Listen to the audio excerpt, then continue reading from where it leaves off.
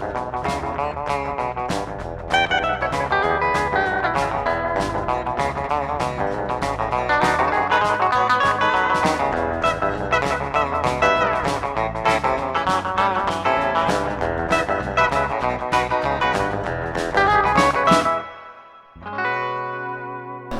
morning, ladies and gentlemen. Willie here at the Great Outdoors. Going to give you a complete Burt update. It is the transmission. That's all the updates you get. Took the rear end apart, rear end's fine. Took the plate off, no metal shavings, no broken gears, no nothing. So it is the transmission. There's your Burt update. Done with that. We ain't going to talk about that anymore. What we are going to talk about is the Zebco 33 Micro 3-bearing Gold Series. That's right, I bought something new. It doesn't happen very often. But I did. I got on old Amazon because nobody had one around here anywhere. I looked all over the place. Now I figured since I have pretty much all the older versions behind this thing, maybe it's time to give the Gold Series a chance. Now we know I gave a Gold Series reel, a 33, a chance, and it never made it out of here. So I was a little bit skeptical, but I knew how these were put together. Now, what makes a Gold Series a Gold Series? Well, it only makes it a Gold Series because it has 2 more bearings than the normal Black and Silver Series. Is that any big deal? I don't know. We're going to find out because I'm going to use this thing. I'm going to go to 2 different places. I'm going fishing with Andy. I'm going to be driving to Hanover, Virginia, which is about 60 miles from here. Going to meet with Andy, and we're going to try some fishing at a local pond, or it's up there in kind of a, I don't know, a public area with a walking path and baseball, soccer fields, horses, kangaroos. You know, there's all kinds of things going on up there, and we're going to give this thing a try. And I'm going to meet him there early in the morning and see how this thing works out.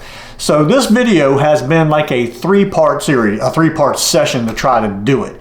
I don't know if you know or not, but we had a hurricane issue again.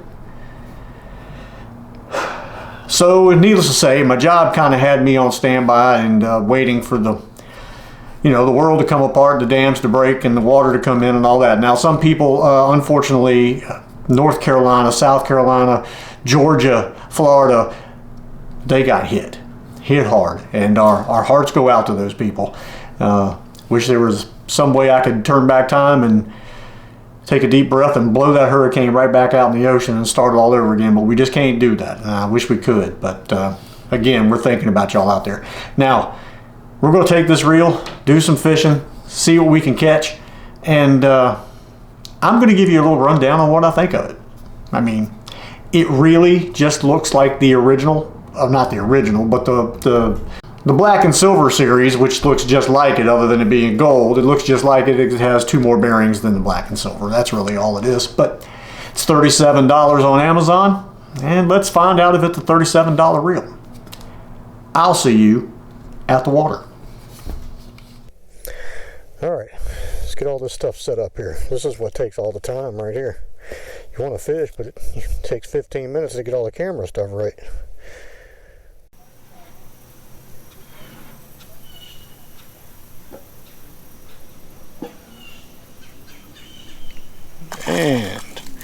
And you got off.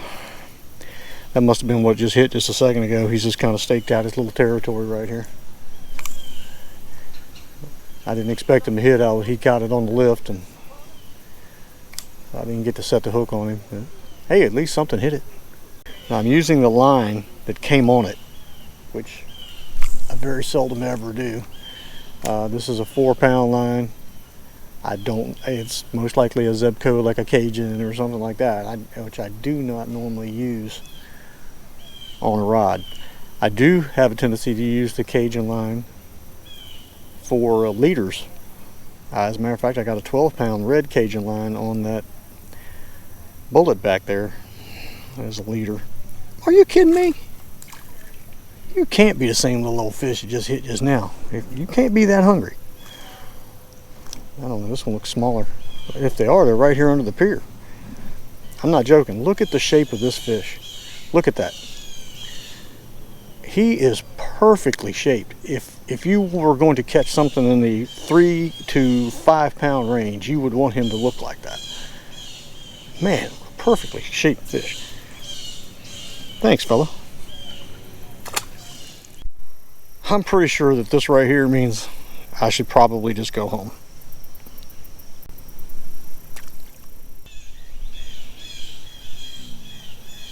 Well, got a hit right there. Well, do we actually have a fish? There's no way. There's no way. That's not a fish. That can't be a fish. Nah, I must be snagging the grass or something. That's not a fish. Let me get this grass off my line here. Yeah, I got it. This is just grass is all this is. Give me your mouth. Well, there's one. There's two and a quarter, 2 1/3. That's what I got, 2 1/3. And that was on the Zebco there. Got that little fellow there, and that was an enjoyable catch. 4-pound line, you know, the old crappie max there, threadfin shad, caught us a fish. Oh my God, there's another one. Where they must be all underneath of those weeds right there. Because I mean, that's about maybe 15 feet out in front of me. I could wade right out there, and every one of them must be really hungry because they're just completely engulfing this bait. Stop it a second, could you please? All right, it's just another little one, but you know, it's a fish. Right back to the way it was when I used to use these little old trigger underspin Zebcos. Something's chasing the minnows right where I'm getting ready to. Oh, and then he chased my bait again. What are you? Oh my goodness gracious me! What in the world? What is happening? Okay, put me down for the record smallest bass in a day's time. I mean, it's like I'm throwing out a catch net or something, and I'm just bringing in all these little guys.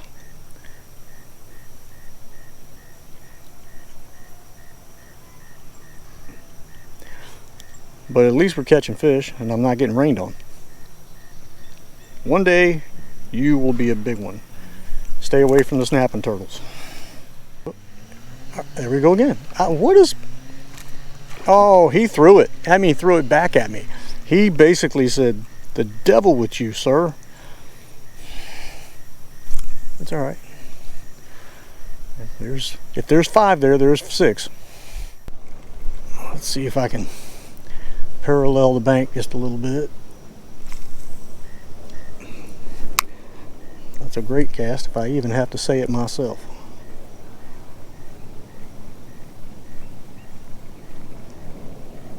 And yes, there it is. Okay.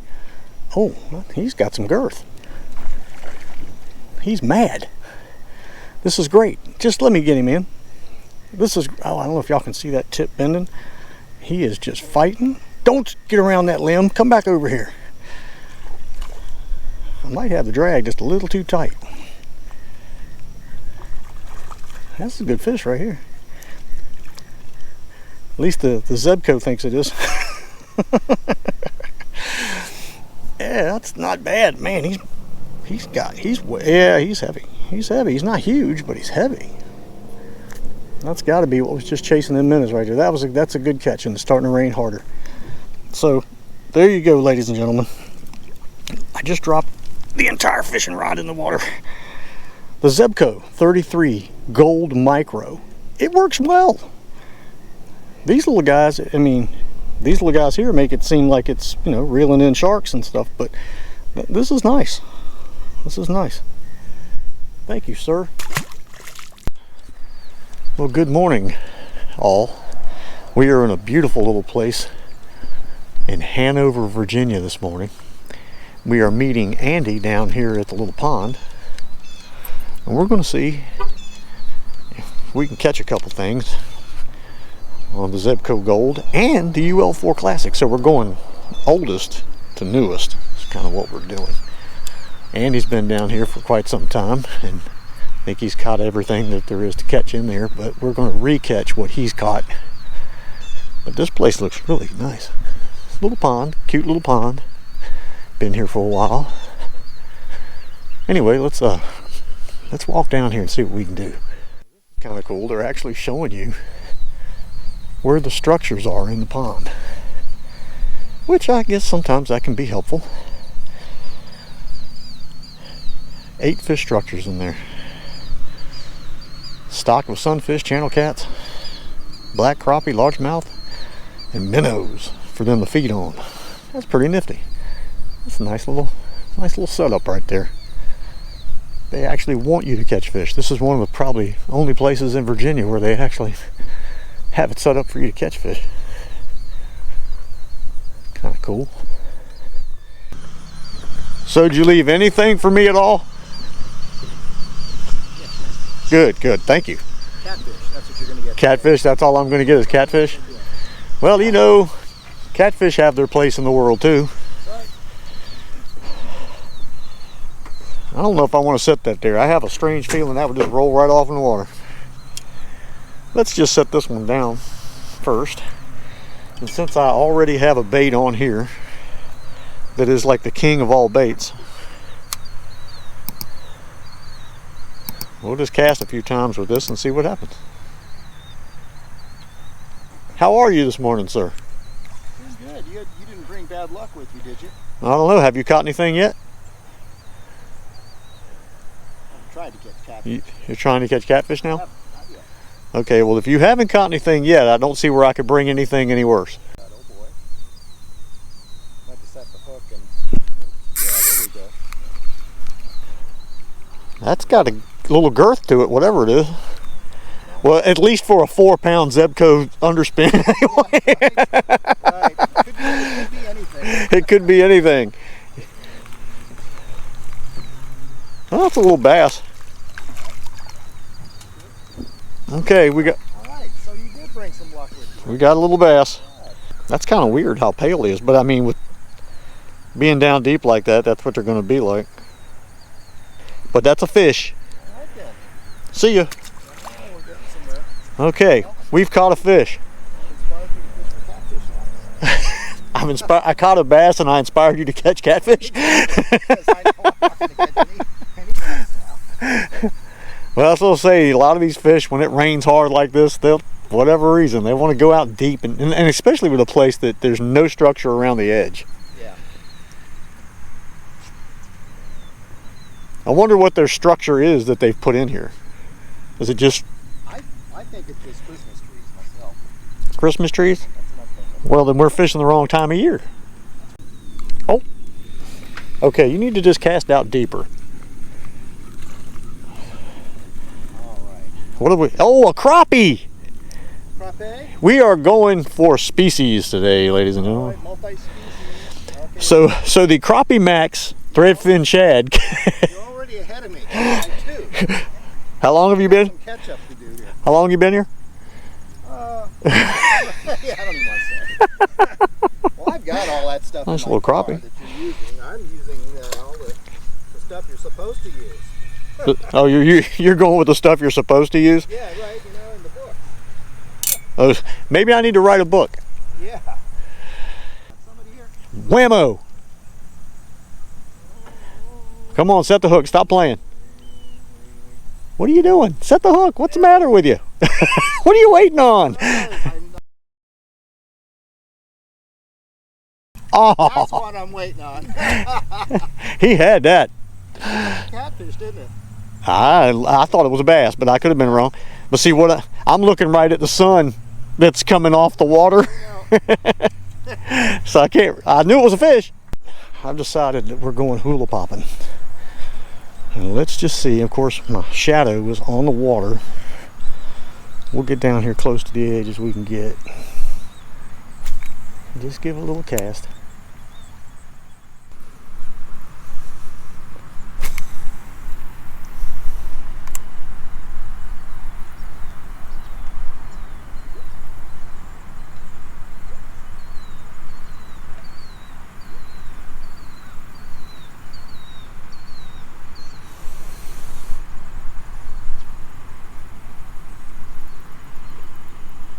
Something swirled at it. Oh yeah, there we go. Top water!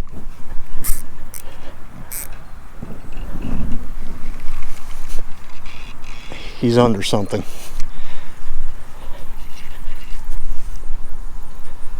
I have to let him go here.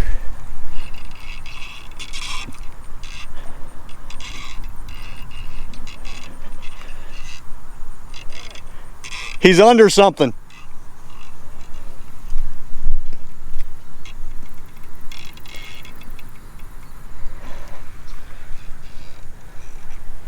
Ah!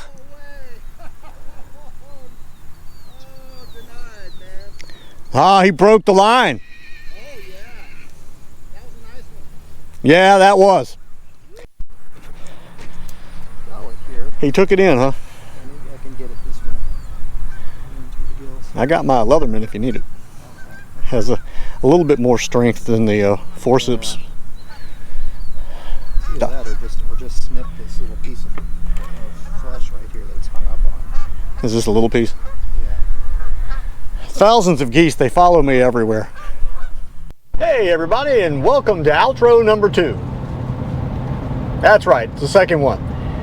After I finished the first one, I then realized that I didn't have the little cord plugged in to the microphone on the camera, which means that you were basically watching me go.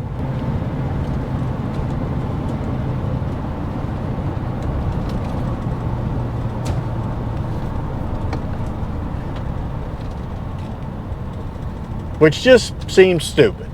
So, anyway, we're going to try this again and try to get it right.